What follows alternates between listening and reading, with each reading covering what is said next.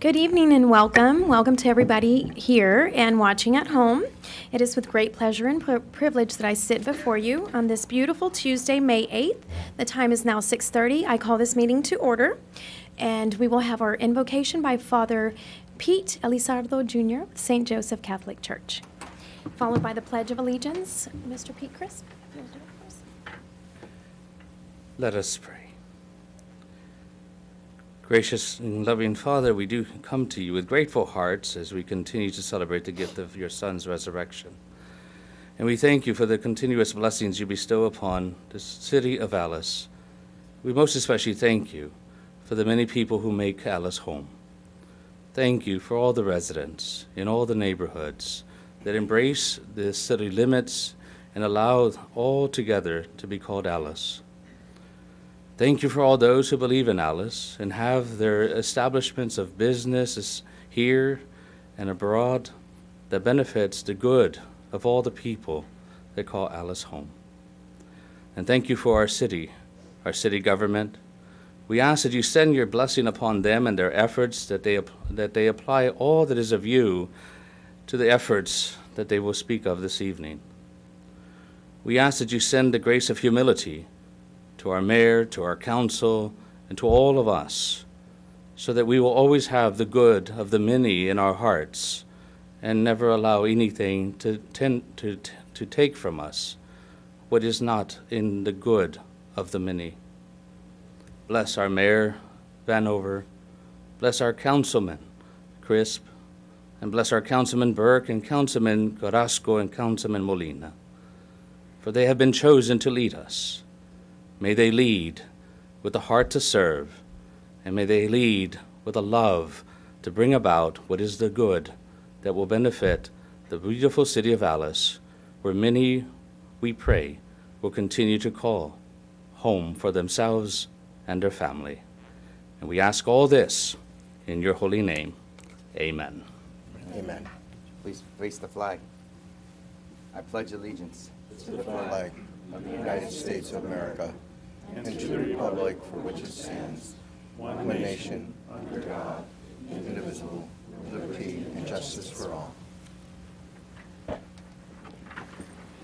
Thank you. That was beautiful. Thank you. Thank you. Agenda item number 2, citizen comments and public announcements. It looks like we have no citizen comments. So I'll take announcements. Ms. Carrasco? I just wanted to wish everyone on the upcoming Mother's Day, happy Mother's Day to all our moms out there in our community. And I also wanted to wish our nurses out there a happy Nurses Week. We thank you for all you do for our community and for your patients. There's also the Alice Chamber of Commerce that is having their 3rd annual Lemonade Day. If we could all participate, that would be on May 19th from 10 to 1. The children will be, I think you can elaborate a little bit more on that. But Yeah. Just real quick for what she's talking about. They'll be scattered. We're hoping to get throughout 18 locations in the city of Alice, and they're just scattered and selling lemonade, trying to do a fundraiser. So help participate. If you have a location that is open during that time of day, just have them contact the chamber, and hopefully you can offer up your location for one of these groups to participate at. Thank you. Mr. Burke? I would like to extend congratulations and recognition to all our area educators, teachers, and staffs on National Teacher Appreciation Day. Thank you for your contributions, service, dedication, and sacrifices. Thank you. Well said. Mr. Crisp? I'd like to just wish all the mothers out there, and in some cases the dads out there, a happy Mother's Day, who play multiple parts, and thank you for what you do to raise our future, basically. Aside from that, I'd like to thank the Tejano Roots for putting on what seemed a successful event. I honestly was unable to attend due to weather and my son's birthday, but heard nothing but good response from the community about the event that took place. So thank you for getting that together. Thank you, Mr. Crisp. Mr. Molina? Just wanted to say happy Mother's Day to everybody on Sunday. That's all I have. Thank you. And I'd like to remind everybody, we're having our first City of Alice and Workforce Commission got together, and they're doing for the first time a job fair tomorrow at our multi-use center. Thank you, Mr. Esparza, for joining forces with our workforce. Didi Ares-Mendez, huge part of that organization, and married them together along with Diana. I know there was several. It was kind of a joint effort to make this happen tomorrow. So join us out there tomorrow from 10 to 1. And then I'd like to congratulate the Miss Alice Texas Pageant Committee for putting on a successful event. It was beautiful. We had a packed house, and we have our first official Miss Alice Texas. And so we're very proud to announce that we had 4 contestants and a packed house at the Casey Hall. Very nice event. We actually pulled out more chairs. So it was about over 200 people, close to 300 people attended. So very good. That was on Thursday. So with all that, and happy Mother's Day, and happy Mother's Day. All right, without further ado, we'll get started. Agenda item number 3, presentation of proclamation to the City of Alice Public Works Utilities Department designating May 6th through 12th, 2018 as City of Alice Drinking Water Week. Mayor, we have Roel Gonzalez, who's one of our employees at the Water Department, that's going to accept this proclamation presentation from us. Okay, Want to come up, Roel? so council, you want to join me?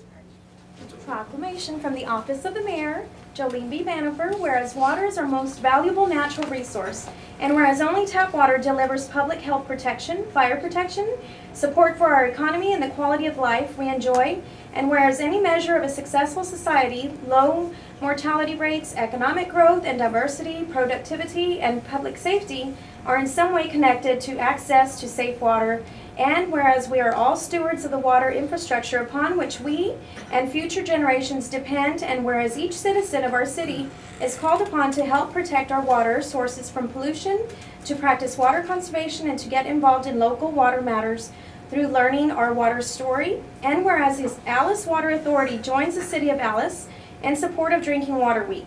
Now therefore be it resolved that by virtue of the authority vested in me as Mayor of Alice, Texas, I, Jolene B. Vanover, do hereby proclaim May 6th through the 12th, 2018 as City of Alice Drinking Water Week. Further, I urge all residents to do their part to conserve and protect our drinking water sources.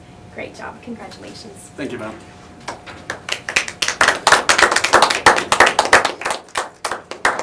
Thank you, everybody from the Water Productions Department. Thank you all so much. Thank you for your hard work. Keep it up.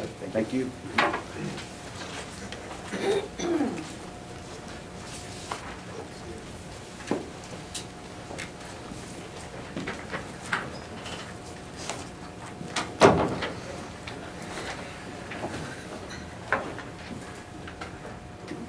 Agenda item number 4.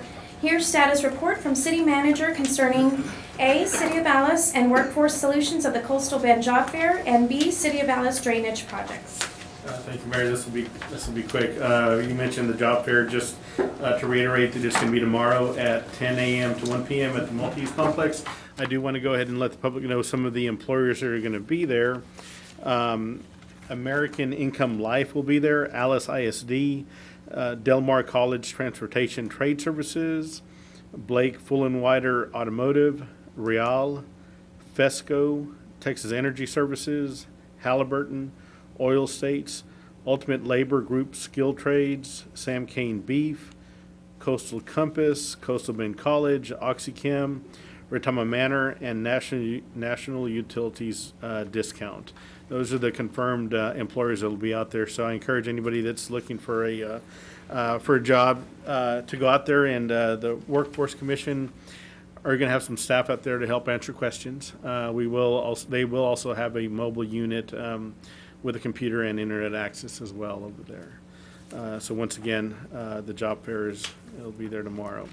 The City Village Drainage Project. Y'all have in front of you some pictures of kind of a before and after. This is a little quick fix to what we could do to that, to help the water flow. This is the Pintus, we now know what it's called. It's called Pintus Creek. It's been referred to as a Texas Boulevard drainage or Freer Place drainage or Josephine Street drainage. But this runs from Texas Boulevard all the way out to Flournoy Road, crosses 44 by Long John Silver's, then crosses Seine Drive, Flournoy Drive, and then crosses Seine over back by the railroad tracks, and then goes on. And this is what Victor Signs was a big help getting this project started. We cleaned it up as much as we can. This probably needs to be maybe widened in some areas, and there needs to be some more work, but that's going to have to be something that we'll have to account for and maybe try to gather the monies for it. But this is a start to try to help alleviate some of the water issues and water flow that we've had there. So I just wanted to share that with you guys. And that's all I have for item number 4. Thank you. Agenda item number 5, here presentation on the City of Alice Comprehensive Annual Financial Report for the fiscal year ending September 30th, 2017, as presented by Park Fowler and Company. Mayor, we have Mr. Juan Sanchez with Park Fowler, who is the auditor that completed our audit for fiscal year 2017. Madam Mayor, members of City Council, my name is Juan Sanchez. I'm with Park Fowler. I'm the audit partner that was working on y'all's audit this year.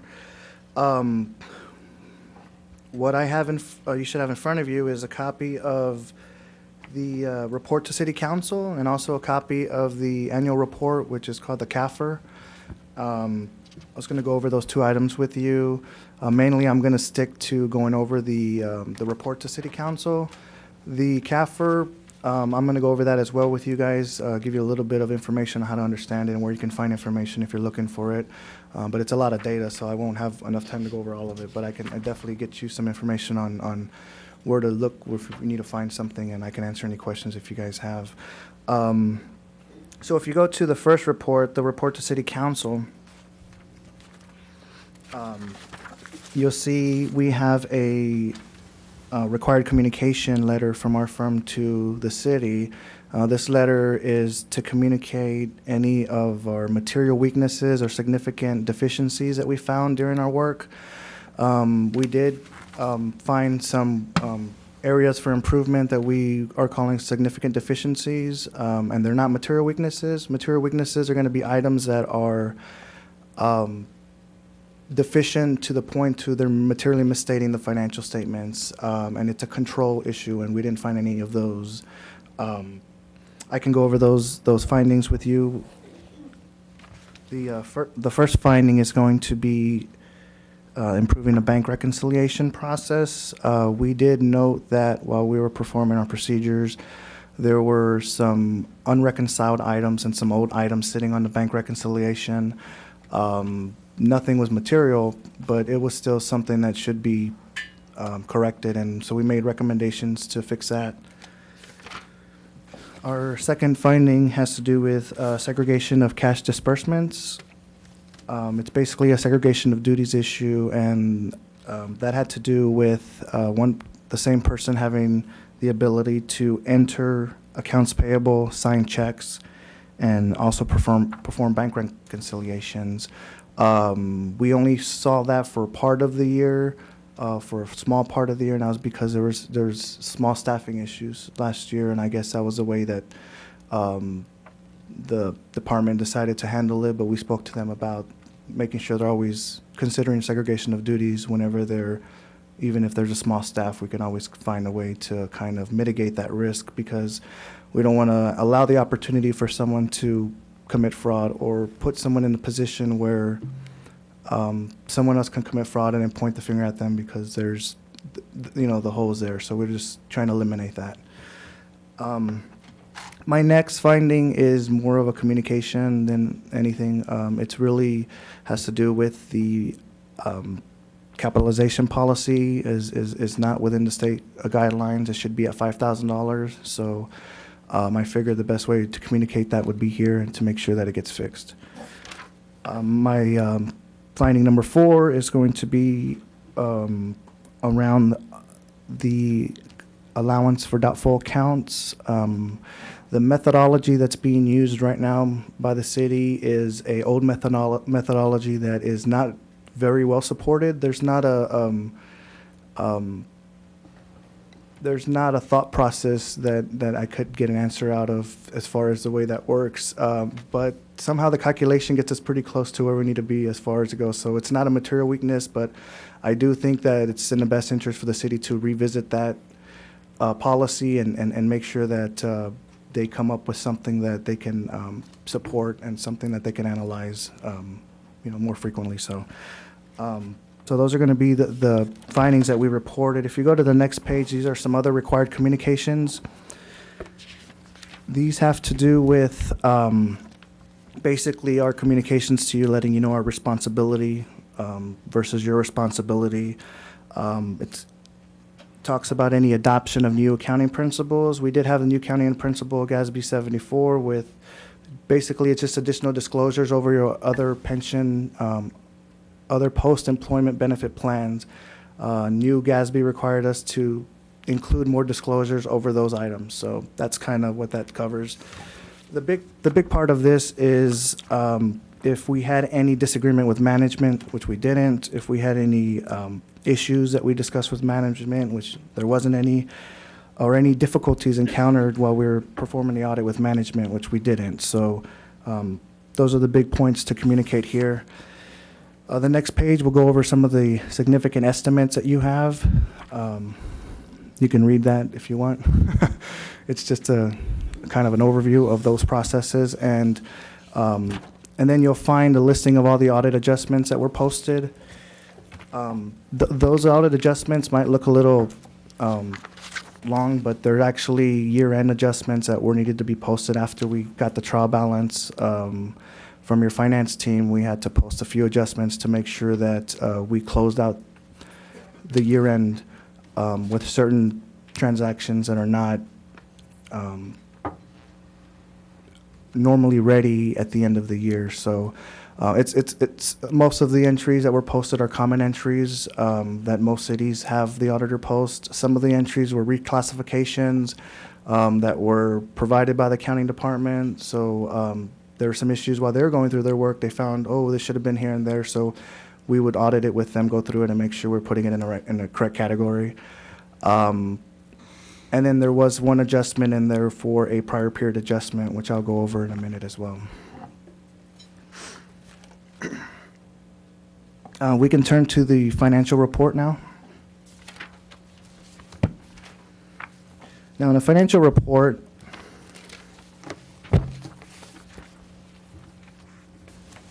I want to go over the table of contents with you real quick. I think that's the best way to go over this report, just to kind of give you an overview of where to find what you need to find. But we have different sections. The first section is the introduction section. Basically, it's unaudited information. It's information that comes from the city. It's part of the report. The big part of that is going to be the letter of transmittal from the city manager, and that's basically giving a high-level overview of all the activity that happened throughout the year, the high points that kind of highlight the report in total. The next item is the GFOA certificate, which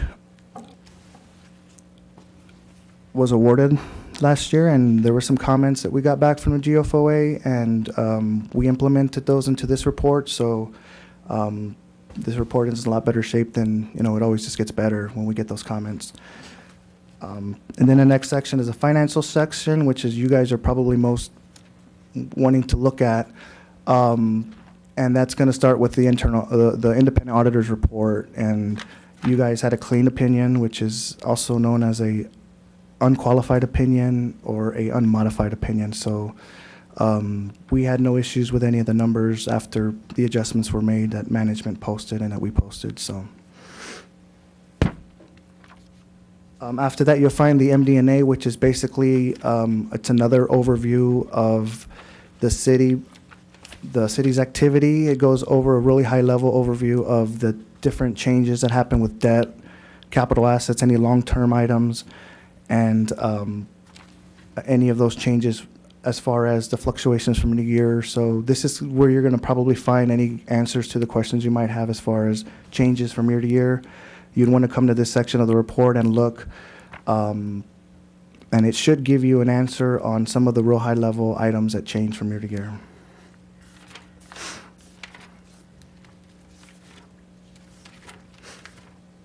And after that, we have two different other statements. One of those statements is the fund level statements, and that's just going to be the general the statements, and the other statements are going to be the government-wide statements, which is the full accrual basis. So I don't know if you guys have any specific questions. I know you have a lot of time to review the report, but I think that kind of explaining some of the different sections might give you a better idea on how to look for what you're looking for when you go over the report. You want to just go over the funds from here then? You know, you talked about the utility fund and those things in the general fund on this portion. Okay, say that again? Do you want to go over the fund section that you had mentioned earlier on the utility fund and some of the correction on that? Okay, yeah, if we go to, let me see, page 28, this is going to be the proprietary fund statements. I did mention earlier that there was a prior period adjustment that was posted this year.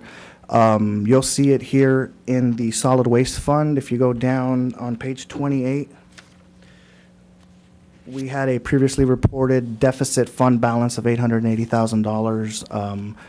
When we were performing our procedures, we identified an item that was unsupported, a receivable balance that was not supported, and it came from prior years. We traced it back, and we found that it needed to be posted to beginning fund balance or net position. So we proposed the adjustment, and we talked to management, and that's where it had to be fixed. So the deficit fund balance went from 880 to 1.1 million.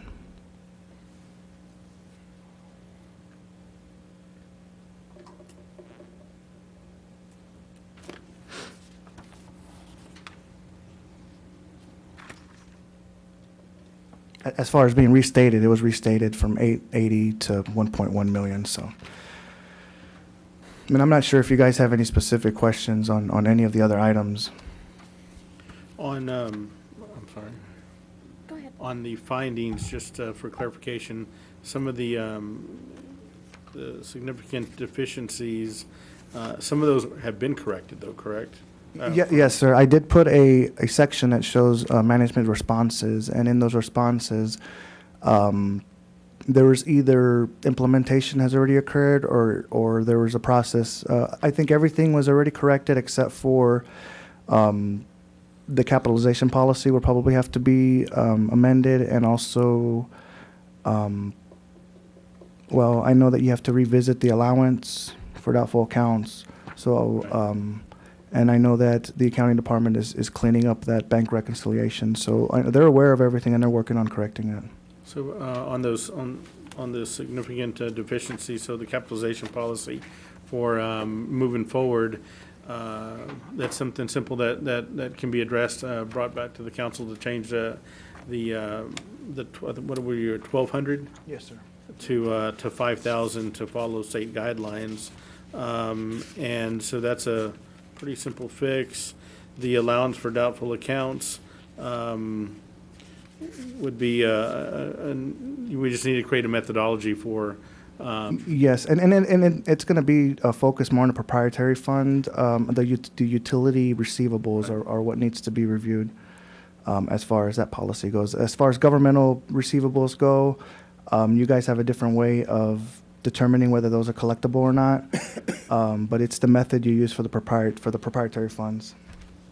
So for example, what we're talking about are like utility billing, and if we're gonna have 180 days or whatever we want to post on that, we need to come up with a methodology for deciding when something becomes into this category. But for What may not apply would be something like money owed from other governmental agencies. Yes, right? sir. Okay, that would be something different. These would be basically, excuse me, receivables from the Right. proprietary fund. Thank you.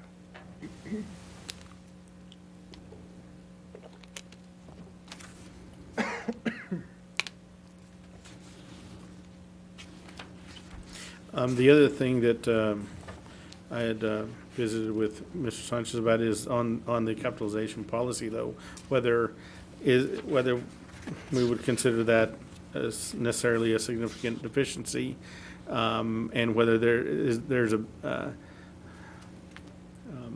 if it was too high, would it be more likely to be a deficiency than if it was too low? And would can that be considered, you said it's more of a comment, but we have it listed as a deficiency, but is it truly because we don't meet, we're not meeting the state guidelines on that? But is it more from a state guideline looking from a higher number down to a lower number, or lower number to a higher number? I believe it's just being in compliance with the state policy. So, and I know what you're saying as far as it being a significant deficiency. It's being reported as a significant deficiency in that column of the report, but it's basically a compliance deficiency. So I could have put it in either category. Okay.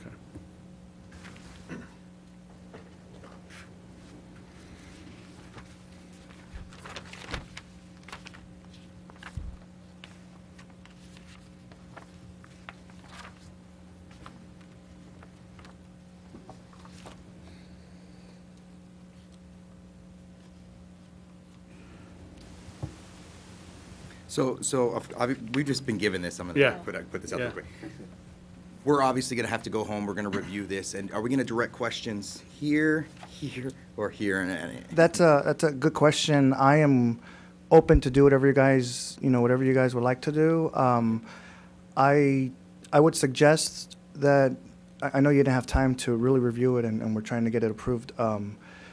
As far as that your questions go, what we can do is gather your questions, and we can direct them to management or to the finance department. And if the finance department wants to have like a workshop with me and you guys, we can do that. We can sit down and kind of talk about what happened and the financial changes, or you guys can directly work with your finance department. However you guys want to handle it, I'm open to helping you guys out to Yeah, and help this answer is any a questions. lot of information to take in all at once. And one thing, coming in, we, by the way, the extension request was mailed and approved by GFOA, so they gave us till the 15th. They're going to get this way before the 15th, so we'll be able to apply for the standard, gold standard in excellence in governmental accounting, I think it's what it's called, like the one that was here last year. So that was done. But on timeframes, I know that I'd put this on the agenda a couple of times and it wasn't ready, and we had those discussions. But you want to let the council know kind of how it seems the first time you do an audit is kind of like where it takes the longest, right? Then the second time it should be easier. Let's say if the practices that y'all put in place when you're reviewing and asking for information, moving forward, and let's just say we're using the same firm, your firm, can you go over something, maybe the timeframes on to make this a better process to get our audit done quicker, the things that would help do that? On when would you show up to help us close out end of the year? When can we truly close out? What is the month that we can truly close out? And then when can we have an audit back, forward looking from here at this point? Well, I know in the past years, or last year when we did the audit, we issued it, I think it was later than now, and we had a short I think we went a time without a finance director, and there was kind of a real lapse. We actually started, I think our engagement letter, we got it in December or something. So it was a real short turnaround once we picked up this engagement. So that kind of is one of the things, the hiccups that we had the first year. This next year, we went into different type of procedures, same audit procedures, but we take a different approach every year where we incorporate a different element of unpredictability into the work we do. And as we did that, that's when we kind of came up with a couple of different suggestions, issues, and the adjustment that we had. And this year we did receive the trial balance a little later than we were hoping, so it kind of threw off our schedule a bit. But I believe that the best way to go moving forward is to get with management in August, and kind of just make sure that we all kind of have a planning meeting where we go over what's it going to take to close the books out, as far as what are those adjustments that we need to look at. I know that at the end of the year, you guys probably can't close the books until about November, because we have accruals that need to be posted for accounts payable. We have accruals that need to be posted for revenues, property taxes, sales taxes, franchise taxes, all that. So we probably wouldn't receive a trial balance from the city until about December, mid-December. So it depends on if the finance department will agree with me too, but depending on when I would get that. But I believe if we start in August, we could at least have a good planning meeting on what's going to be reasonable for us to start auditing and work on, and what transactions we'll have left that are sitting out there that we have to wait for until we can kind of look at those. And that might give us a lot better position this year to, going forward. So.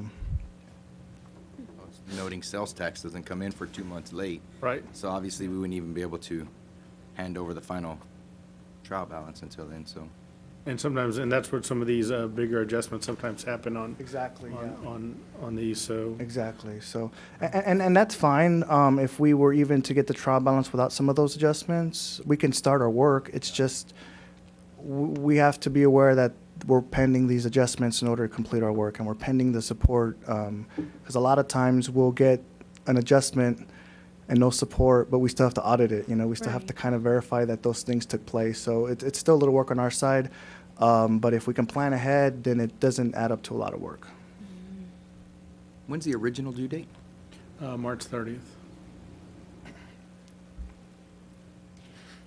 Okay. Ms. Carrasco? I just wanted to applaud everyone for getting this to us earlier than last year. Last year, we received this information very late in the process, and council asked that we receive it sooner so we'd be able to move forward with stuff. But I would like to see this report ahead of time, Yeah. as far as council, so we could review it and have a better understanding and a better educated Yeah. opinion on this. But I do appreciate it, and thank you for all that we've done, because we've done tremendous progress. And thank you. And I know that capital improvement program, I think it wasn't even in place, am I correct? Something was not in place, we just put that last year, or was it? The 1200 has actually been in place probably since the 90s. Oh, okay. I know that we visited in one of our meetings or something, and we had touched base on that. That's what I was asking. Okay. But thank you. Thank you. Thank you. Council, is there any, Mr. Burke? No immediate ones. Mr. Chris? The only thing I'd like to say to the general public out there that might be listening is, when he said cash distributions or disbursements, he's not talking about actual cash. He's just talking about, the fact that the same person enters the payments that need to be made, that writes the checks, that signs the checks that go out, that they're not actually dealing with cash. So, there's people out there that may not hear that terminology very often, and just to clarify that we're not dealing with cash physically. It is a checking account, and it is being handled properly. It's just a reconciliation process that, in order to have better controls, we want to put these steps in place. But you're right, there's no cash involved, so. Mr. Molina? Okay, so I guess we'll have a bunch of other questions when we're able to go through this hard work, Yes, and thank you for getting it together. Thank you, staff. but we do appreciate it very much. thank Lots you. of hard work. Good job. Thank you. Thank you. Thank you. Okay.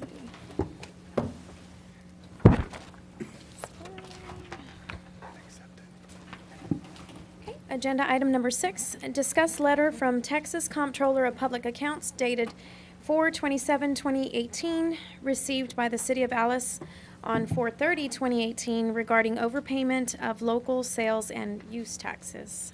Thank you, Mayor. Just wanted to bring this to y'all's attention. Again, I think, y'all may have heard of this already, but I wanted to put it on the agenda so we could just have a quick received another letter.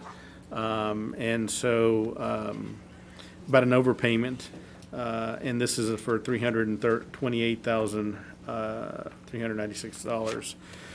So we're in the process of negotiating or making payment arrangements with the Controller's Office on the first two, so we're adding this one to that as well. So they made an offer here of how they would like to see this. Roland and I are working on making an offer that we would like to see them as far as how we would like to pay. I don't want our I call it debt service because it's similar to debt service, but this isn't. It's just a payment we have to pay back. But they want to increase it from $146,000 to $194,000 per year. And I'd like to see it decreased.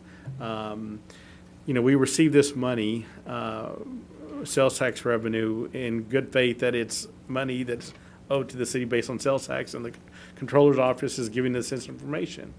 And then 2 or 3 years down the road, somebody says, a company can say, well, I wasn't supposed to pay sales tax on some big numbers, and it gets audited, and the controller does their job, and they say, yeah, you're right. So now they say, we want it back. And it's a very hard thing to do, especially looking at the first one that was done at $1.2 million. Now, they are giving us a payout over time, but it's nothing that we did. It's somebody filed an incorrect report, or they realized that they didn't have to pay, they were exempt from taxes. They paid it and they can get their money back, and the law allows them to do that.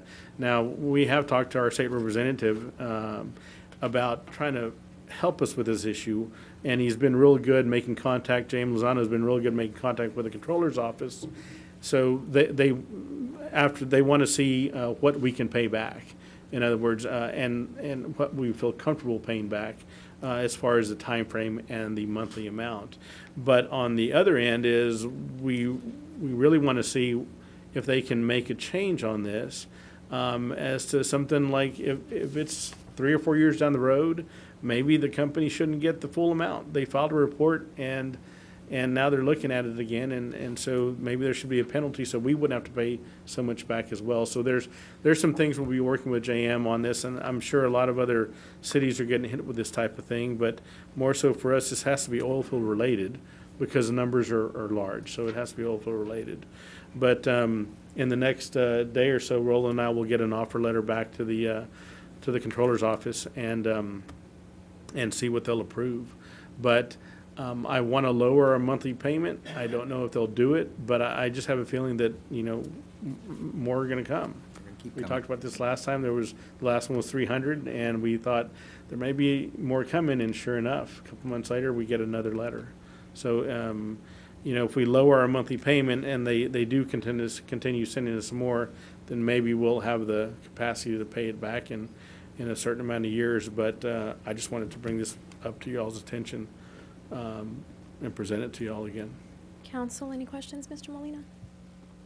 No questions. Mr. Chris? Yeah, and just, it's just, like we stated before, this is $17 or $18 million worth of invoicing that was done within the city of Alice, that now that they're going back and saying they should have never paid sales taxes on, all the way back to 14, I think is what the last one was. So it really hits, as bad as some of these companies are hurting, the city's hurting as bad, and the county's getting hit, and the state's getting hit for over $1 million.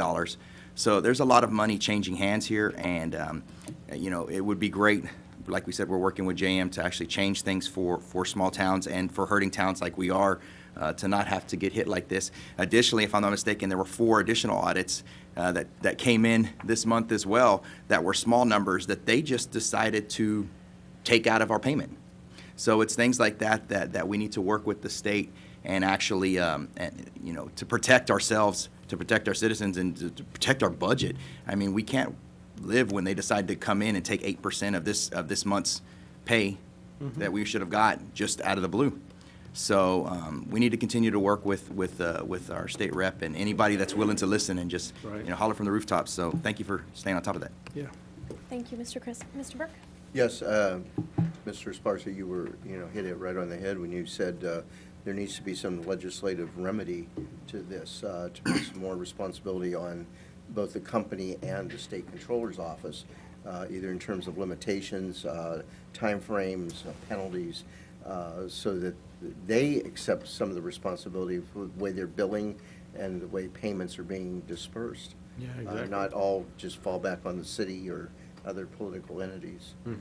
Exactly, and that's why JM, Representative Lozano, has been real helpful, and he's been in contact with the controller's office, and we need to have some more meetings with him to voice our opinion on how we think it should be. What kind of penalty should it be? And it should be it shouldn't be just all on us when they're giving us this money to operate on, and then taking it back 4 years down the road. Yeah, it's very difficult. Ms. Carrasco? I've said pretty much everything. The only thing is that we be mindful and as we go through our budgets, because if we're gonna be hit with these, hopefully we won't, but just that we be mindful and budget accordingly. Yeah, no, and that's a good point. We had talked, Roland and I had talked about that we probably need to include a line item for this type of payback in case more come. And so that's why, I want to lessen our payment so we can have some wiggle room and put that as a budgetary item, to be safe. We just don't know. It's a very good point. Is there anything in the TML pipeline of other communities getting together on this? I don't know that. I'm sure there is. We can't be the only one getting hit. But with the big numbers, this is oil field related, so it's going to be somebody similar to us, other cities that were heavily vested in the oil field. And I'll try to make contact with TML and see if we can find something out on that. Mr. Esparza, this letter in our packet, was this received after you had sent the request to? No. No? No, the request, we haven't officially sent the request. Okay. Representative Lozano had gone over there and he made contact, and we were formulating the request. And then, the week and a half after that, we found out that we're potentially getting another letter. They said, probably something else is coming, but we didn't have it yet. Correct. So we were waiting for that number, what it's going to be, and now we gave this to Representative Lozano as well, so he could know what it was. And so now we're ready for our offer Okay. of what we're. So as everybody said, it's, to restate the same thing, it's basically there's really, other than create a line item for us, there's really no preventative measure, because we can't go audit everybody's books, everybody's business. So when we speak of, like the state, is there a law or something already in place that allows this, Mr. Lemon? There's nothing. It's just state comptroller says. The state comptroller says, and they get what they want, and there have been legislative, and in talking to JM, there have been legislative attempts in the past to try to shorten the period of time that they can go back for 4 years, to try to offset, as you all have said, to try to offset what we have to pay back versus what the comptroller pays back, to allow us to obtain portions of the interest that the comptroller gets to offset the hurt Right. to us, to allow us into the process of the negotiations when the audit comes in, when the taxpayers audit comes in, to give us an opportunity to review it as well and potentially object. Every time any of those things come up, they get shot down. And it's the, and it's the taxpayers in the state of Texas that got the legislature's ear, and so they said, and no, and we can't do this and we can't do that. And being a taxpayer myself, I can understand it, but understanding where the city of Alice is coming from. And JM's very responsive Yes. about legislative changes. I know, and I know he's currently working on it. I wonder if we could do some footwork and find if there's other cities currently going through this, like maybe just put our feelers out. And then that way, I mean, power in numbers, if we all march to Austin and, you know, bang on their doorstep. Their next session is when, do we know? Not for. Is it October, next October or something? But if we, you know, if we make it a plan, because this is not good, because this next payment is almost $1 million, you know, so that's not, we can't just sit complacent about it, we, you know, can't just talk about it, we need to do something about it, and if they listen, and if they don't, And we're not asking for this money, they're sending it to us. You know, that's the big difference. It's not like we're telling them, hey, you owe us this much. No, the state just sends it to us and we accept it. And on that note, I want to commend Roland and the department in catching this last just reduction of payment, because there's no explanation of that in the letters we get either. right? So I think that there needs to be something put in and some kind of process that says, or report that says, hey, we're doing this for this reason, and we don't have to hope that somebody in our department catches and says, hey, we've been getting 500,000, why are we below that? Let me make a call. And they say, oh yeah, you had 4 audits took place and we withheld X number of dollars from you. Yeah, and you're right. On the smaller amounts, they do it, and they don't tell you they're going to do it. Correct. And so that needs to change as well. You know, there needs to be some correspondence back to us when they do that. Yeah.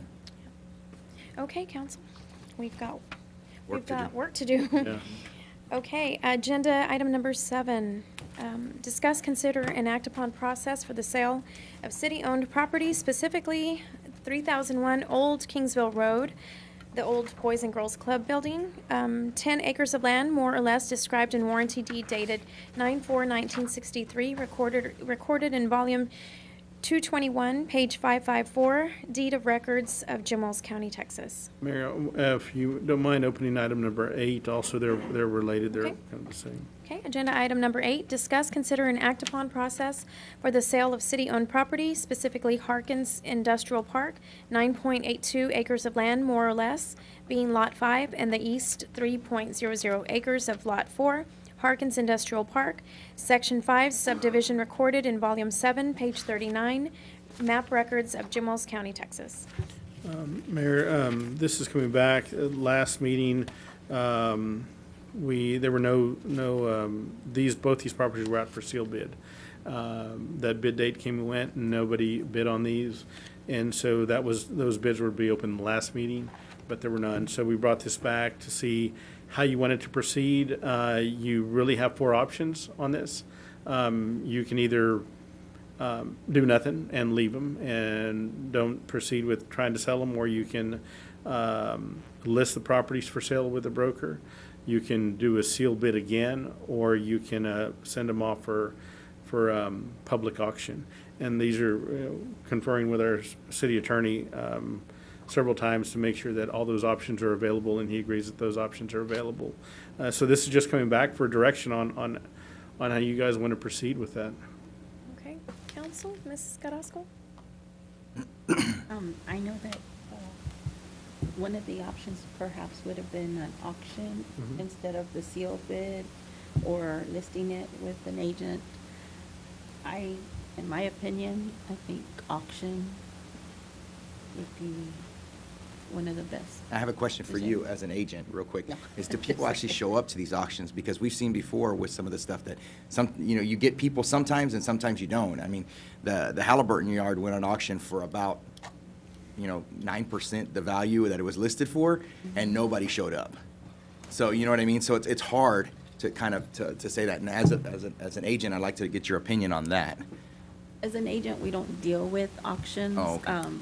We don't handle those unless, there's different structures though, in an auctioneer, depending on what they have to offer as far as their advertising, their marketing for that date, that specific date. I think auctioning personal property or a yard in that, I think would be totally different from a smaller Can parcel you do a or. starting bid? on something There like that? should be hopefully a reserve. There will have to be a reserve. And speaking to the city manager suggests, and I agree, that we have, if you want to do an auction, that you're going to have appraisal done on the property so you can set your reserve. Gotcha. And if you do that, then that's another cost that you've got to be able to sell the property. I know that at one point, we reached out, or Josh reached out through the sale of these to try to find comp values, and, they put together 6 values, and 3 different people came back and said, there's not, over the last few years, there's nothing that's been sold comparable to either one of these. So there really is no fair market value on something like this by comps. I'm saying by comps, because there hasn't really been anything sold to either one of these. It depends where they were looking for the comps. I mean, what they had access to. I don't know who would have been doing that, but Point of, depend- just a point of order or whatever, Mary. Sure. A comp is not an appraisal. Right. Yeah. Yes, I know, yes. And so that, and Michael can tell you that, and what is it called, Michael, that Jan did for the Oh, city on. broker's price opinion? Yeah, and that she had given a broker's price opinion in regards to that. And then previously, the city had used an old appraisal that they had at Harkins. And, you saw. It was at the height. But and with our, the economy changing, it changed rapidly in the past few years that, to get a true fair market value, there'd have to be some work done. The land itself, potentially you can get a broker's price opinion to determine the land value over there. But the Old Boys and Girls Club is different structure. It would need to be more of an appraisal to go inside. It's got a pool, and so, they'd have to look at the condition. And so that, I think, determining fair market value could be one way for one and another way for the other. And so it depends how you guys want to move forward with it. We didn't get any bids in the seal bid, and it was out there for, how long did we have this? 45 days. 45 days. And it was on Channel 5 as well. Josh, is that right? We had that, yeah. I think we did have a stipulation in the last one, because I think I made the motion that said that any of the bids over fair market value would be considered. I mean, the idea could always put out there that all bids would be considered in the same type of situation, because we did have one person who was interested in one of the properties before that was obviously below the appraisal value that we had. But, I mean, it would be considered again, That's a good in my point. opinion, because we did have that stipulation. So, Yeah. The Yeah. problem you run into that is being able to sell the property under that appraised valuation, and you can't. So, it's You, not. you can't, so we almost are required to get an appraisal now at this point, If- regardless. And the valuation is gonna be lower now than what it is. Oh, by far, yeah. Was. Now, depending on, as it was set up with the prior council and how this property was gonna be sold, you have to, the valuation's gonna have to be that fair market valuation, okay? It's gonna have to be based upon the appraisal. was it set up as ordinance, or? It was set up as the way that the sale was set up, and the exclusions and the exceptions under the statute that they were going under.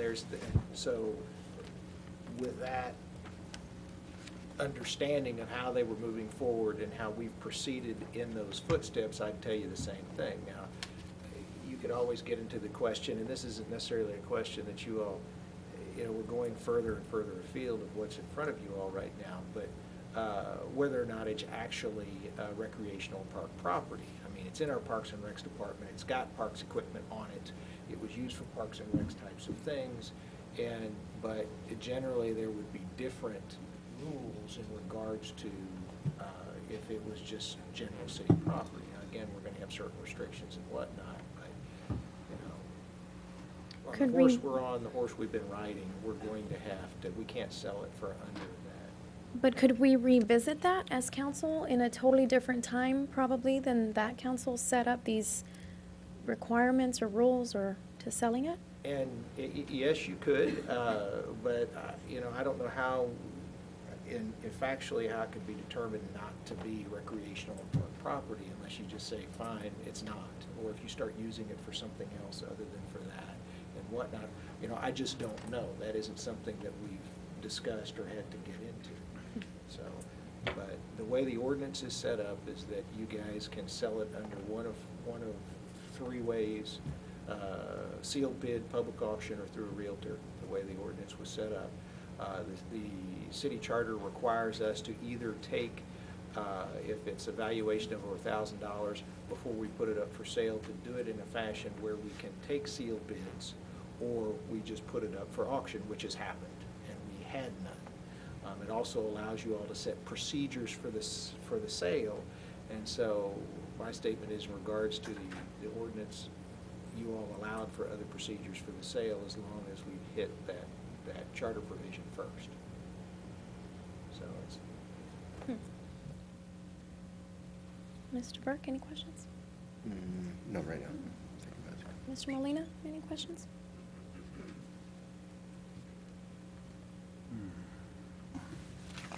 What time constraints are we under here? I mean, there's no, None. No. I mean, if you decide to do nothing prevents us from putting up a sign that says, this property is for sale Yeah. anyway. So, I mean, but there's That might not- be the not best time- option. There's not any time constraint, so, it's, how you guys want to proceed, either, take no action or choose one of the other ones. But, Are there any what are the pros and cons? Like right now, I know maintenance is a con, right?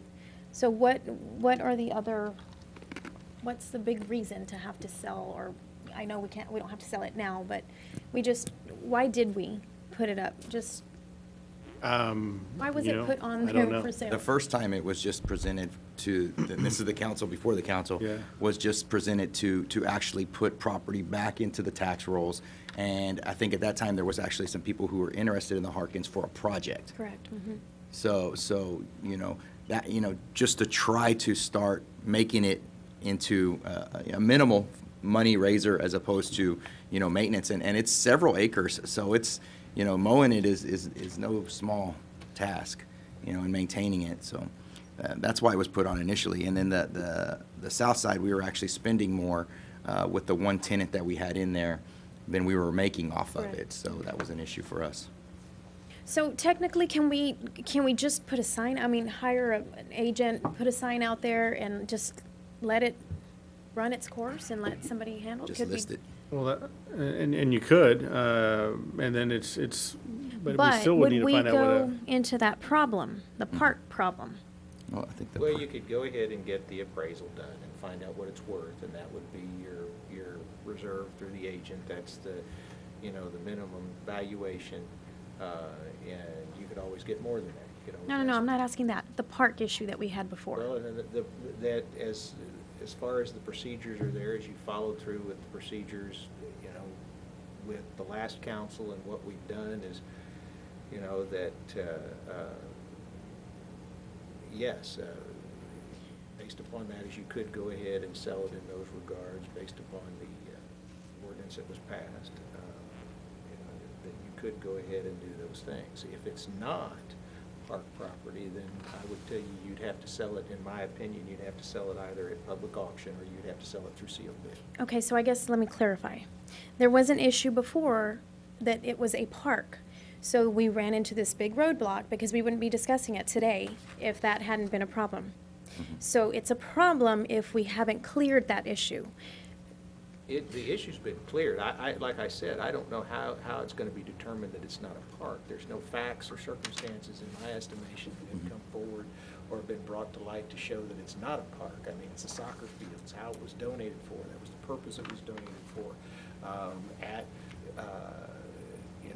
We could call it the Queen of England, and it's not gonna change the fact that what it was, what it was used for and whatnot, just like with the Boys and Girls Club. It's got a pool out there, it's got a basketball court, it's got baseball backstops. Parks and Recs is the ones that deal with it, control it. You could call it whatever you wanted. If somebody posed an objection to that, then, there's a process that they could follow to stop the sale if we didn't follow through with certain certain requirements. What is an appraisal run, roughly? I mean, does anybody have an idea? Because, I mean, it almost seems like we're destined, and if we ever want to move this property, that we have to get an appraisal so that we can get to a value that somebody might actually be willing to sell on the Harkins property in particular. Yeah, so, does anybody have an idea? Is that something we should look into and bring it back so that we can decide? Because I think that our first step is to get a value of what this property is actually worth, because 324,000 or something like that, that it was showed, say that again? It was about 300 and some thousand back in 2012. It is not the value of it anymore, and if we have to accept that value, we're never gonna sell it. No, and that's why, yeah, and I guess a commercial appraisal could be in the $1,000 range based on that type of property, maybe. Not that one, but the Boys and Girls Club, because it's a little bit more labor intensive. Okay. But over there, it should be on the lower end of, you think it could be between the same 5 and 1,000 for a land. It's got land, it's got a little concession stand. and things like Usually acreage runs a little more than what your standard. Okay. So there'll have to be something to determine that value. And then you determine whether, I mean, if you're looking at it from just a general real estate standpoint, is the value going down right now or is it going up right now? And, you know, I know if it would have been, 5, 6 years ago, it probably sold, but right now, we didn't get any bids. So do we think it's going to sell? Right. Also. If we list it with an agent, usually we don't have any upfront cost because we don't pay unless it's sold. Right, commissions.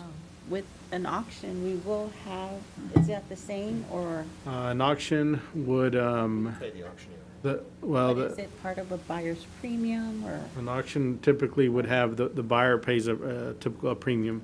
And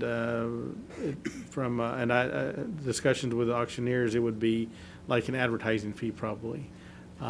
Maybe to the tune of $1,500 per property and advertising wherever the auctioneers advertise in certain areas and things like that.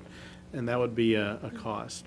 But the buyer pays somewhat like a 10% premium when they buy it. Now, but do we not still run into the same issue that they have to hit at least the appraisal value? See, so even if we list it with an auctioneer or list it on the MLS, right? MLS, if we do whatever, we still have to hit that appraised value. That That's why I was asking, can we change that as new council? Can we bring it back up and change the way it's written by the old council?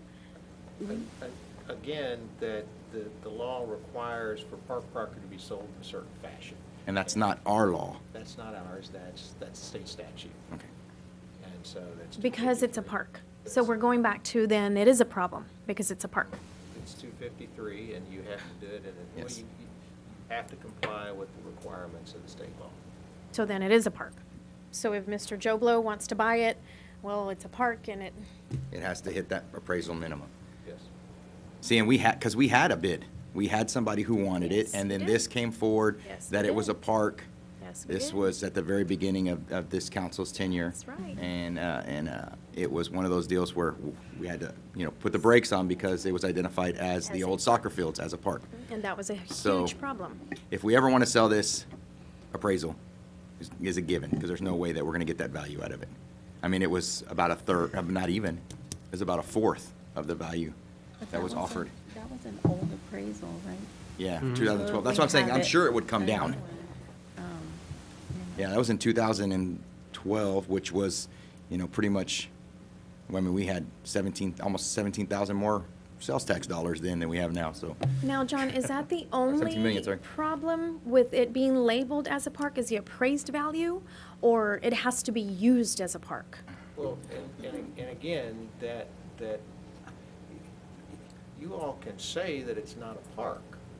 You all can say that it's not a Wait, but you park. just said the law states. No, and Mayor, so you can understand. Yes, you I'd can- like to. You can call it whatever you want to call it, but you're not going to be able to run from the fact of how it was donated and what it was for and what it's been called and the purposes of it. You can say, well, it's just not a park and let's just do it in this fashion, And you can do it in that fashion, but if somebody wants to object to it, there's processes they can do to actually void the sale. Of park property or Of city park property? Park property in those regards, because you haven't complied with those particular things and those rules. And part of the problem wasn't the appraisal, it was the fact that they didn't comply with the statute in very much of a fashion at all in regards to passing an ordinance and doing these other things to be able to sell park property under Section 253. And, that was a problem. And so, okay, so the ordinance is done, and we're gonna sell it in these fashions. Some questions were raised in regards to how to sell it, or, because our charter says that property valued over $1,000 needs to be sold under sealed bid or public auction. And however, it allows the council to set up processes and procedures for the sale of property, and you can sell property however you want to, and as long as you comply with that initial provision, and you all have. Can we see that initial provision? The ordinances are right here. They're- Because that really got squirrely, and I'm tired of that plain stuff. I want to see it. I want to know what we can and cannot do with this property. Now, on the ordinance, so the ordinance is not talking Oh, about these are the fair market ordinances, value, not but statutes. it doesn't have to, because It's not the the state law is what's determining how they get sold.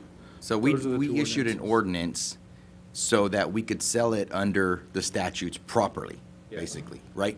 Yes. Okay, so the state basically, or the government basically says, we have to hit appraised value, we have to do this, we have to do that. And our ordinance basically said, we're selling park property and we're meeting all of the state statutes.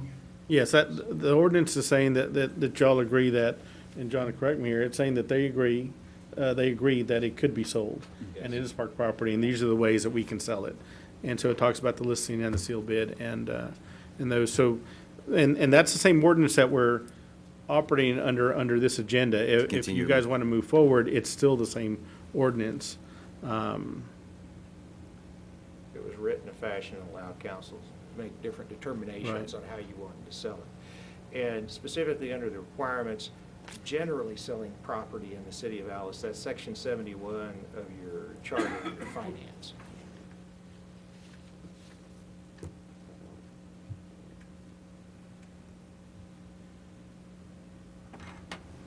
Michael, excuse me. Uh-huh. When was the old Boys and Girls Club mothballed, or is it shut down? Is there anything going on out there, or? We have a lease agreement with Oscar Delgado, and he pays rent, and he's using part of that building. The pool is shut down, but he's using part of the building. So we budget about $11,000 for that facility, and that's mainly the electrical and the gas. He pays about $4,800 a year, but when you add the cost for that building, is roughly around $10,000 a year, because the rent kind of offsets the mowing of the close to 10 acres, but not the 10 acres. Yeah. And so, the other, the Harkins, if we have to put $1 on it, the estimate from community development is maybe about $3,000 a year in mowing costs. And so I think really what you guys need to determine probably is this the right time to sell it? Or should we hold on and wait? Or is the property value going to go up? Or do we want to see if there's any interest even by putting some signs out there, putting it on Channel 5 again, that this property is for sale, and contact so we can get a feel for it and then determine how to move forward later. It's just, you have a lot of options on the table. It's just. Excuse me, how else are we putting the message out that, like, for the sealed bids and stuff besides? Seal bid was in the newspaper and on, It's in the Caller Times, the Alice Echo, and Channel 5, and our Facebook. Facebook and website. Every meeting that we have available to us. yeah, I was surprised that no one submitted a bid. I've been interested in Marty and then Boys and Girls Club. Is that a copy of the statute? There's no way of knowing, like, if it's getting out to San Antonio or Austin or other places or anything like that. And you know, the market right now, I mean, what is somebody gonna use that facility for out there? Even at the Harkins soccer fields, you know, it's gotta be somebody who has to have a need for that area. If, I know, and when the oil field was booming, some of the adjacent places would probably be interested. But, you know, it's very limited right now. Are the soccer fields still being used, or no? No, they haven't been used in, oh man, well over 10 years. Yeah. Well over 10 years. What about the 10 acres over at the Boys? No? See, Are we even, is that being, we had a second tenant in there before, and just here recently, they actually left, right? yeah. So. And then, just so y'all know, the one that's being passed around here, everybody knows, is I had asked for the, you know, we stated the appraised value of the Harkins, and I had asked if they knew if the appraised value of the Boys and Girls Club. And there is no appraisal put on the Boys and Girls Club at all right now. So that's basically what's being passed around here, along with the ordinance. the ordinance and sale of property, yeah. So.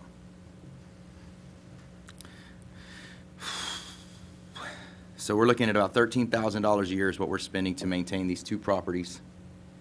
But it's added value back to the city if we can actually move it. What did we spend roughly to advertise in this last one? Just a rough idea. Just the cost of the legal advertisements, about $800. Yes, that's About $800 to publish them appropriately. So if we hire an agent, then that would take that burden off the taxpayers, because then the agent would advertise, right? Yeah, but we would still have to, in my opinion, is we still have to get an appraisal of some kind, because there's no way anybody's gonna meet that $320,000 mark. Yeah, no. And that's too. I mean, not in this economy. And it's old. It's Yeah. and it has never. Yeah. Boys and Girls Club has never.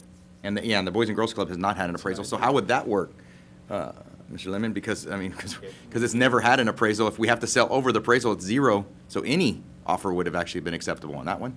Well, in that one, I mean, I would say that we just couldn't get it done. We just couldn't get it done. We're gonna have to have something, and whether or not we could rely upon what the broker did for us was one of the questions that Josh had. Okay. And we couldn't get it done because of the park issue. Yes. But did this ordinance clean it up? Ordinance This one. 2074? This ordinance allows you to sell it as a park. Okay. So, But do they have to use it as a park? No, you could sell it. The only restriction with that is those funds have to go back into Parks and Rec. Correct. So, Okay. Michael, either way, we need an appraisal, whether we want to put Yeah. a sign out there or Either not. way, yeah, but now, if you guys want to hold off on it and just say, you know, let's put a big old sign on both and see if it generates any interest, we can put something on Channel 5 as well, and that way we can see if there's any interest at all. Like a for before we sale move by forward. owner, for sale by city?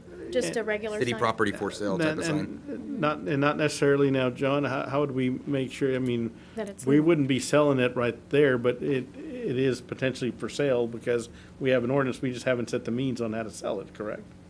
Is that Well, right? if we could put a sign out there, this property could be for sale. If you're interested, Something like contact that. City Hall, and then it comes back to us, and then we do what we need to Yeah, you do. could do that. Oh, If it's you're just a interested party in inquiry buying this with Amy, and then property, we'll go from contact City Hall. Yeah. You could do that. I mean, you're not setting a value or whatnot. No. You're asking for inquiries on the Mhm. property. And so, as long as you don't take an active sale, there shouldn't be a problem with that. And you know, if there's no rush to get them out, then it doesn't have to be acted on tonight. It'd be something to see if there's, if we post it on Channel 5 and put up a couple of inexpensive signs and see what comes of that. And then at that time, then it's like, yeah, we've had 10 phone calls, and maybe that'll get us to say, okay, one or the other. Let's spend some money on an appraisal, and let's move on it. I think that works for me. Sure. Ms. Carrasco, you I have? was gonna ask, on the Boys and Girls Club, is there something that we could, as a city, use that as a facility or for, Like, you mean, if we wanted to hang on to it and do some renovations or something like or that? do something with it so that we could, Yeah, like the hot funds or something like that. Event Yeah. center or something. Yeah. Community I've center. always We thought don't. that we could Yeah. and that we Okay. should. Yeah. But I that's- think it has the parking, it has. That's the business sense in me. I could think of a million things I could do with it. I think. Yeah, I mean, if you guys aren't ready to do anything on this, and you could just Think take no about that. action, or just, About it. Let 'em think about it. or table, and that way you can come back at another time. I agree. Ms. Carrasco, I've always thought that it has a lot of value. That's a good point. See what we can do. Just don't have any money. Yeah, yeah, that's it. If we use it as an event center, possibly we could use possibly the hot funds to renovate or improve that. Future project. Good call. As a tourist center. Something for our community and. I still think, though, that we could always still put these signs up and see if there's any interest out there at all. And we could weigh out if we could find something to utilize it ourselves, or if it's better to actually push it out to the general public to actually take for it. So, would that be something that we need to make a motion on for those signs, or would we just say, just something that you could just do? If you guys, we can just put a sign up, yeah. I think so. I mean, you could just table the item, or just not even take any action, Yeah, I move on to think- the next one. Yeah, Mayor, at We this still time, I would don't. need the appraisal though, on those. No, Well, we'll yeah, do but the we would- signs First. Yeah, But If we it don't- piques we any don't interest, know. but if it piques any interest, then we could decide if we need to spend the money. Until we know that there's interest, why are we gonna spend the, 1,000 or Cross that 1,500 or bridge when we whatever it get would there. be, cross that bridge when we get there. But then even at that point, we have to list it and give everybody the opportunity to buy Right. it, not just the people that called in. right. So, it just putting some bait in the water to see if anybody's willing to, to bite, so. And, so, nobody else has anything, Mayor. I think that this time we just, take no action. So we wouldn't need a motion to say, go ahead and proceed with the sale of the property? We're not actually Gonna selling We're it. not selling it. Oh, we're not putting the signs up? No, we Yeah, can the put it- signs are there, but Well, that's then not an it's for actual sale. sale. Huh? If Well, I put a sign up, something's for sale. we're trying to pique interest in it to see if we need to spend the So we're money to get just saying, appraisals. we're just checking to see. Checking to Yeah. see if somebody would like to buy it. Yes. That makes no sense. Why can't we just make a motion and say, Well, then we have to make. list it, you mean? Yeah. Then we need a new appraisal before we can list it. We'd have to spend some money to get an appraisal done. And if nobody's interested, then we've not only spent the Is that- 800, but is now we that spent how another it's done 1,500. yet? Or when the sale comes to the table is when you go to Yeah, but it doesn't hurt anything at appraisal? all. And then we. Yeah. Because I've Well, always When appraised it- when property it's when pending. it's pending. Yeah, the buyer can have. Well, yeah, but we have to set a but price. we're- We have to have a- We have to We have to have. set a price, yeah. gotcha, gotcha, So gotcha. it makes, I think we should table it Mhm. and I- revisit this, think about it a little bit more, and And see perhaps what- explore our options if that's a possibility. Yeah. Okay. And legally, probably the best way if you're gonna sell park property is to put it to the voters. That is. Well, that's in the ordinance. That legally, that's the best way to sell park property. And So how would we, can you clarify how we would do that? you just make a resolution to put it on the ballot your next election, which would be next May, and then the voters can determine whether they want to sell it or not. And so then you guys can, if it's a decision that we can't make, that we just do that, and then we go ahead and get the appraisal done. If the voters pass it, we sell it. And that would be a very good way to proceed. Then there wouldn't be no question on, The park issue. right. That's what we keep going back to. Well, and actually, Yes, because it's that's a what we go park, back to. because it's a park issue, the easiest way to clean it up is to put it to the voters, because that's the way, that's the, without exception, that's the first way to sell park property. Is you put it on, you put it on a referendum to the voters, and the voters make the determination. And when the last council had done that, that would have been the way I would have suggested to do it. If that's the Do it in case, that then we fashion. should. I won't Done. waste some time talking about it. Yeah. So Then then I say we bring this I back, say we table it, so, bring this back for the next election and put it on the ballot. All right, we'll or do something with it. if you Or do always, something with it explore between now and then, that, yeah. yeah. Oh, we can do it the whole time, explore the options Yeah. between now and then. So, okay. Yeah, Okay, so at this so- time, no action needed. Table. Agenda item, council has chosen to table agenda items 7 and 8. Moving on to agenda item number 9, consider and act upon authorizing the city manager to enter into a interlocal agency agreement between the City of Alice, Jim Wells County, Alice Police Department, and the Jim Wells County Sheriff's Department to have a criminal, drug, and highway interdiction task force unit. And Mayor, this is the same as the other two. I mean, as far as 9, 10, and 11 Correct. are all, if you could open all three. Yep. And just a point of clarification as you open them, it's authorizing the City of Alice, not necessarily the city manager. So, I mean, you can read it as presented, but if there's a motion, it would be City of authorizing Alice. the City of Alice. Okay. Okay. So, consider an act upon authorizing the City of Alice to enter into a interlocal agency agreement between the City of Alice, Duval County, Alice Police Department, and the Duval County Sheriff's Department to have a criminal, drug, and highway interdiction task force / unit. That's agenda item number 10. And then agenda item number 11, consider an act upon authorizing the city manager to enter into an interlocal agency agreement between the City of Alice, Brooks County, Alice Police Department, and the Brooks County Sheriff's Department to have a criminal, drug, and highway interdiction task force unit. Thank you. And we have Chief Rex Simone here to speak on these interlocal agreements. Mayor, Council, we just presented this to try to see if we can just continue the agreements that we've had for the past years. Basically working street level narcotics and interdiction, 281, anywhere in Jim Wells County, Brooks County, 281 and 285. Duval County, 44, up to Freer on 16, and vice versa. I know they've been helping us, and we've been helping them do street level narcotics. Okay, very good. Ms. Carrasco, any questions?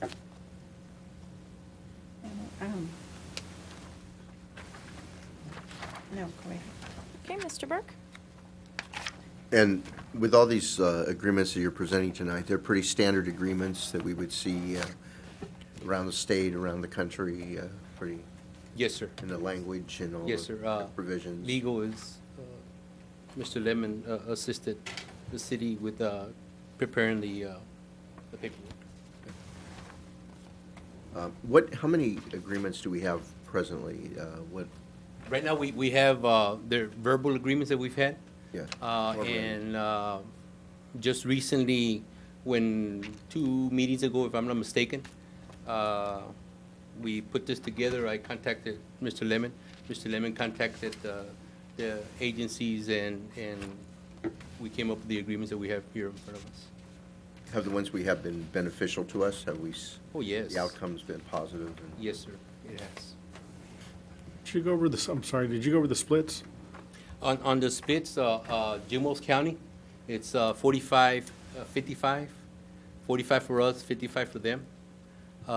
Brooks County is 70% for us, 30% for them. Duval County is 85% for us, 15% for them. So anything that money that we seize, of course, the DA's office, which is DA Garcia, he gets his part, which is 25%, and thereafter we split wherever we. So the DA's office gets 25%? Yes, ma'am. 85, 95, that wouldn't equal 100% though. They get 25 and then. From the Right off the top. Yeah, of the balance, then, so for example. So then in- whatever's left after. the- Remaining 75 Yes. gets split. And the county split it with Jim Wells is 45 to the city, to us, and Us. 55 to 55. them. Yes, sir. Was there a reason for the different percentages, Chief? No, that's just what Chair Bueno asked, and we're abiding by it. Like with Brooks and Duval? Brooks and Duval, that's what Lemon, With Brooks and Duval is that our police department is the lead agency in those interdiction efforts, and based upon the effort that Chief and his officers put out, interdiction in those areas, that was the division split that they would agree to. So, Correct. So then everything like Jim Wells County, I noticed that everything directly goes to Jim Wells County Sheriff's Department, and then DA, and then the split. And is that the same, where does it go for Brooks? Does it go to? The same thing, man. It goes to? Wherever, if we do a stop there, we probably end up going, and as a matter of fact, last month, we had some information. We stopped the vehicle on 285, and we took the vehicle to Brooks County Sheriff's Office, and they started searching the vehicle, and it took them about 45 to an hour, but we were able to locate 125,000. So we took it there, and they counted it. And it's the same DA, so.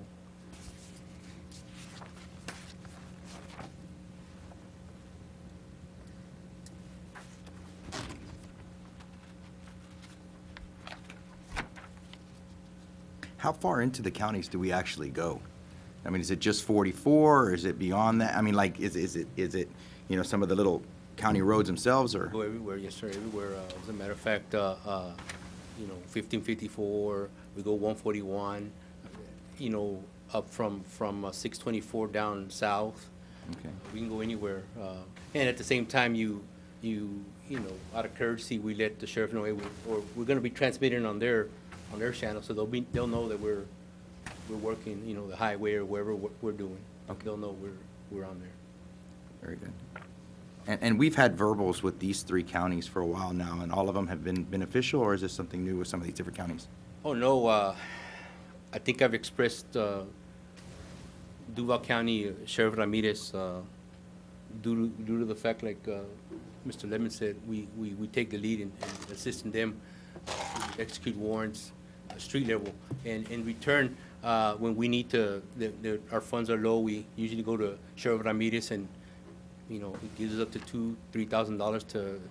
With that money, we buy narcotics, we pay informants, information, any felony information that we retrieve, equipment or anything having to do with that, we pay out. Very good.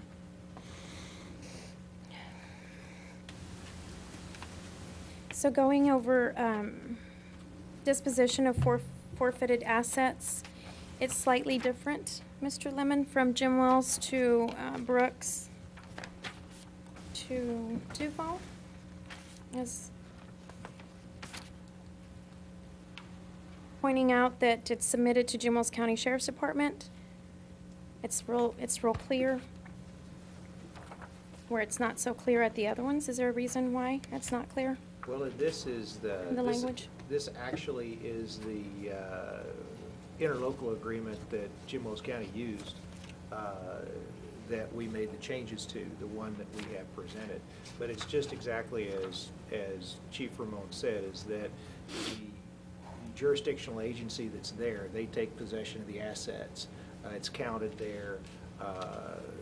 The assets are filed and then put into their forfeiture fund. And then based upon, and then as in Brooks County, actually would go to the DA's forfeiture fund there in Brooks County and then in Duval. And then after the monies go through the judicial process, sometimes you actually have to have a forfeiture hearing or trial. Other times, they just give the money over.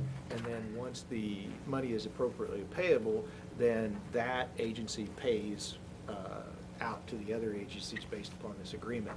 What's been going on presently with Duval County and with Brooks County with the verbal agreements is it's legal so long as there is a entry into a forfeiture fund, which would have been, say, Benny's or Sheriff Martinez is there in Brooks County, and then as long as he budgets or does a budget or an audit on that account to show that the funds are being paid for law enforcement purposes to Chief Ramon, then he's in compliance with the law. And then Chief Ramon would take those funds and put those funds in his own forfeiture fund and then pay those out. And then we have the double coverage under his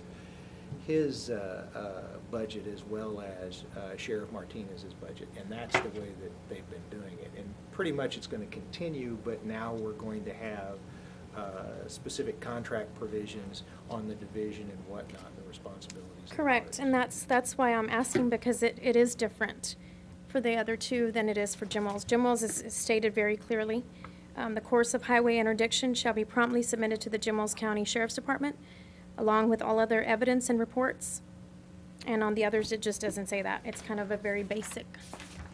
And that with the situation in Jim Wells County as it developed in negotiations with the police chief and the sheriff, is that I believe that they felt that those specific terms were more beneficial to defining the requirements of both parties.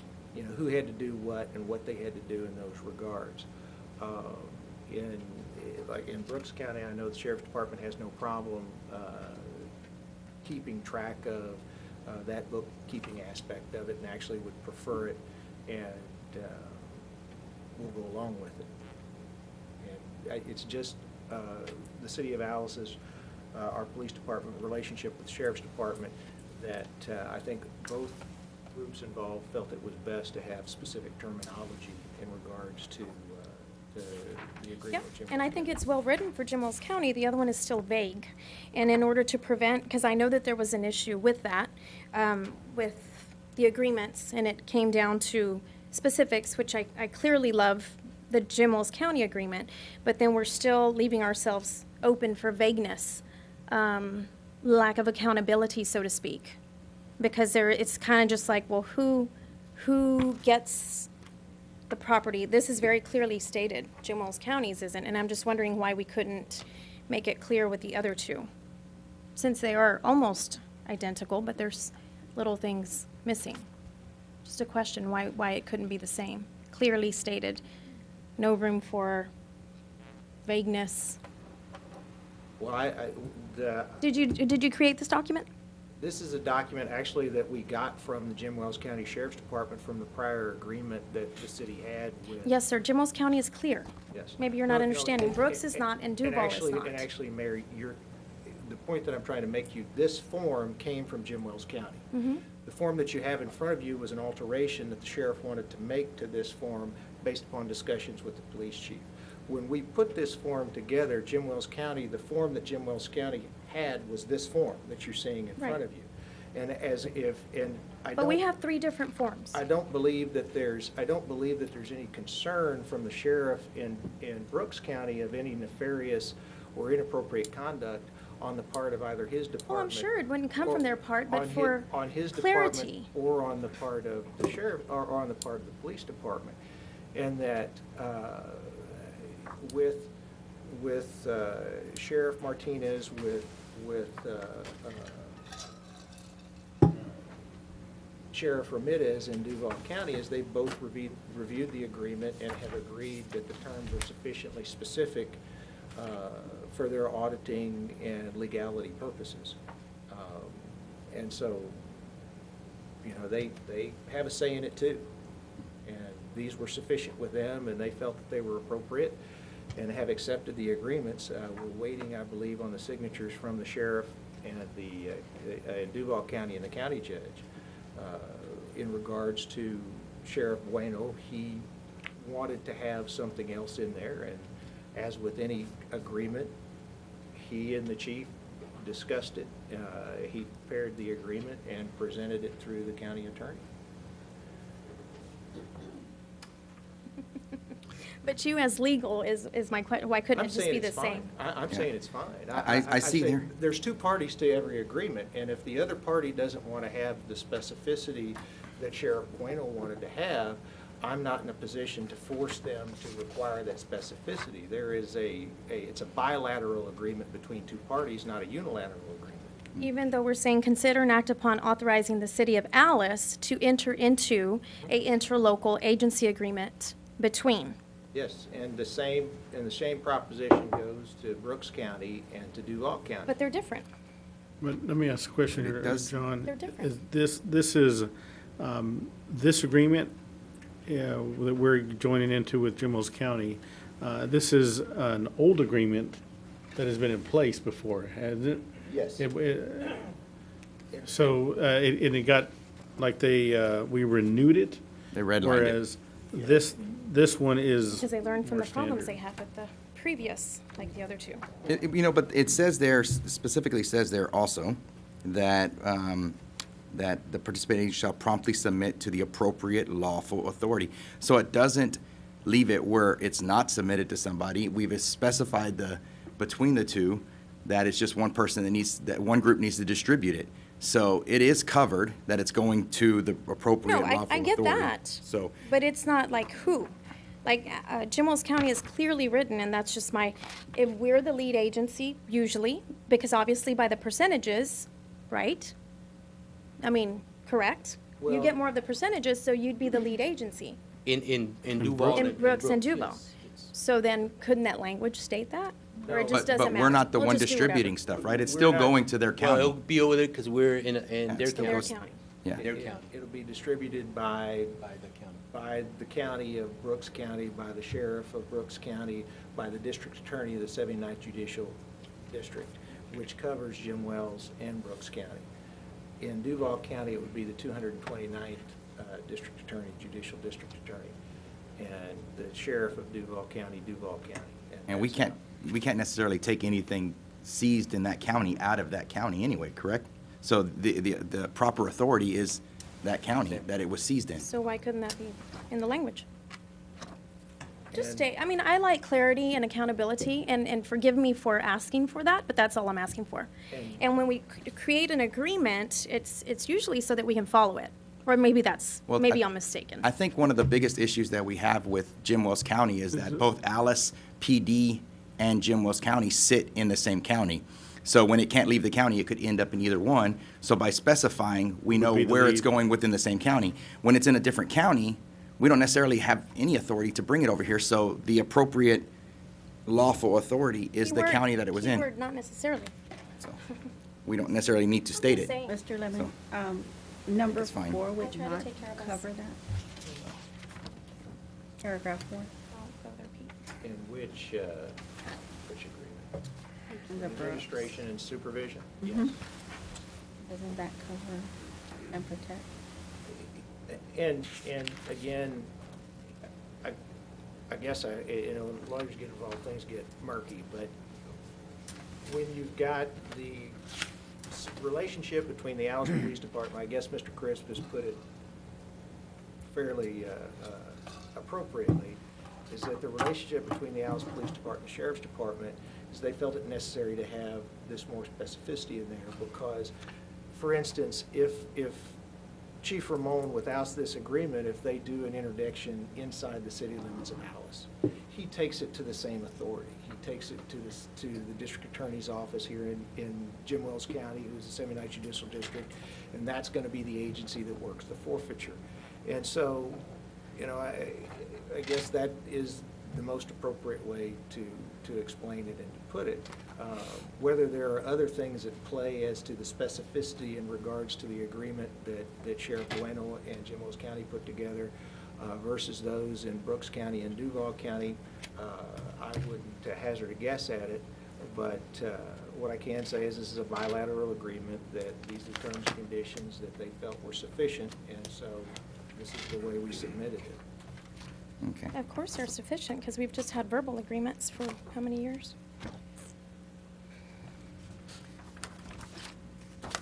Mayor, if possible, I'd like to make a motion on these. I'm still looking.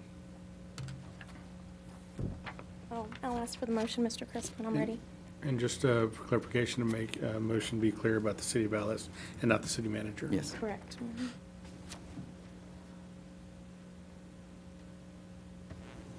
Political subdivision, can you define that, Chief? Political what? Subdivision?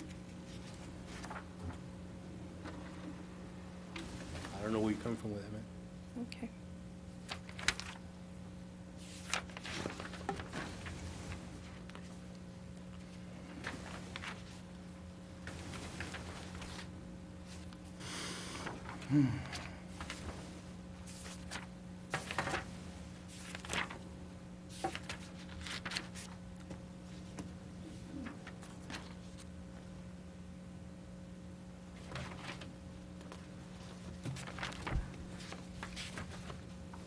Mr. Lemon, doesn't it state in the agreements that there is a process, if there is a dispute on anything, there's a resolution, there is a remedy there for arbitration, et cetera, of the There is. parties to get together. Yes, the alternative dispute resolution provisions in that agreement. Or they submit in writing 30 days, if not. And also for termination if there would be a problem that would, with or without notice. Yes. Now, and there is now, the Brooks County has gone ahead and executed the agreement, and so it just is waiting for our execution. However, there was not a period specifically that they did not fill in the period or the term of the agreement, and so the term of the agreement would run for the 1 year, the 12-month period from the date that they signed it until the following year. And so we would insert that. And then in the Duval County agreement, it has not been filled out either, but they haven't executed it yet. Yeah. But, you know, it's interesting. And the two that are in question right now, we actually get the lion's share of the after DA funding, correct? Because I think we're, Correct, because we're the lead agency. Yes. That's why I was making sure if it came to us or not, because the forfeiture assets go to the lead agency. But we're not, because according to chief, it stays in the county. So none of that forfeiture, none of those assets come over here, like anything that was recovered. You can be It the lead does. agency It does, without ma'am. being, Does? doing the It work. does. Hang on, let him speak. It does. Once everything is finalized, okay? And the DA, and if there's cars, whatever the issue is, they get sold on auction. DA gets their part, and then we go 30/70, we go 15/85, we go 45/55 here, the same thing. Everything's, the only thing is it stays over there, but it is like Mr. Lemon was saying, you know, they'll cut a check. When everything's said and done, 25, and then we do the split, they keep their money and they give us a check. But none of the assets forfeited. Like, you go on a drug bust or whatever, and anything that was picked up, none of that comes to Alice. It stays there. As far as things we're gonna seize, Right. okay, yes, it's See, it does. auction. No, No. you auction it off. Or processing, it stays there It to be stays there, you processed auction it so that the off. money can Can come you to let us. him speak, No, no, Mr. Chris? well, he's right. He's the professional. We, I think. excuse me, ma'am? You're the professional in this Okay. field. Now, the thing is that everything gets auctioned off, Right. whatever amount, let's say $1,000 of auction. Mm-hmm. And then you split the money. And we'll get, DA gets their part, Mm-hmm. the sheriff gets their part, and we get the check from Duval or Brooks County. Right. So no cars would come over here or anything like that. It would be. Well, mine. I mean, if we come into an agreement that the car is Plenty, but good to I'll use, pass it down. we can always say, And- we can, this car, can Does we come use to- it, and they'll sign it over. So it does come. So drugs, when they're seized and things like that, that would stay over there, or that too might come? No, they stay there until the court hearing, and then they have to dispose of it when they're ready and set to go. Okay. Yes, sir. Chief, do they do like an inventory over there, or Duval or Brooks, wherever, and they do everything over there? But then everything's with like our folks and their folks and, For example, we do something in Brooks County. It's their case number. We do reports on their case number, and everything is, you know, what was seized, who was arrested, how much money, how much dough, how many cars, all that is documented. And, you know, I know like us, they have to get audited too, you know, and you know, everything is taken care of once the case is disposed of.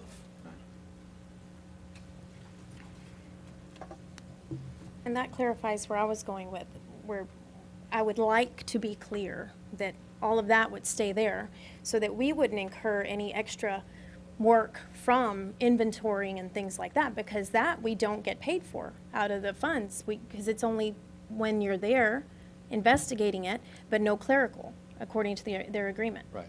So if we had to incur the cost of inventory, then that would create more expense for us. So that's what I was trying to be clear on the agreement, that they keep all of their whatever. things to be inventoried. Forgive me if I'm trying to save us some money. But I would feel like if they kept it, Brooks kept it, and it's very clear, no, y'all keep your stuff, whatever was seized, I think that would be best. That way they inventory and all that good stuff. And that's the process. That they have a seizure yard down there. When they seize vehicles, they take the vehicles. There's one or two ways that they try to take possession of those vehicles legally. It sits in their yard, and then they have quarterly somebody come in and auction those vehicles off. Those funds are paid into the auctioneer gets their funds, and they're paid into a forfeiture fund, and then it's paid out. The cost for storage and maintenance and whatnot, and cataloging all of the recovered document, or covered property or money is done in Brooks County.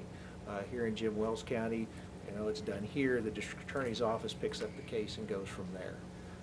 Duval County, the same thing. Good.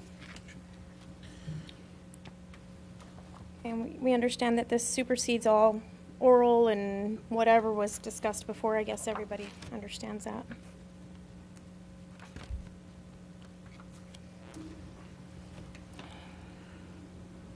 Council, any other questions? No questions? Ms. Carrasco? Mr. Burke? No, ma'am. Mr. Chris? No. Mr. Molina? No, ma'am. Okay, I'm glad to see an actual agreement written. I'll entertain a motion at this time. Mayor, I make a motion to allow the city of Alice to enter to an interlocal agreement with Jim Wells County between the police department and Jim Wells County Sheriff's Department. Second. Okay, all in favor? Aye. Opposed? No opposed. Motion stands as stated. Agenda item number 10.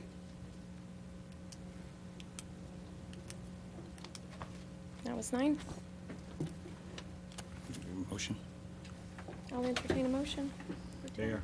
Oh, go ahead. No? Go ahead. I'd like to make a motion to authorize city manager to enter into. City of Alice. City of Alice.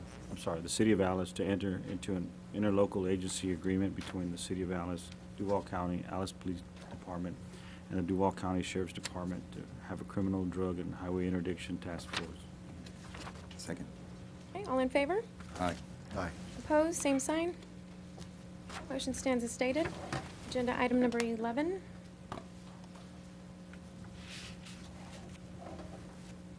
I'll move for the adoption of approval of authorizing the City of Alice standard interlocal agency agreement between the City of Alice, Brooks County, Alice Police Department, and Brooks County Sheriff's Department to have a criminal, drug, and highway interdiction task force unit.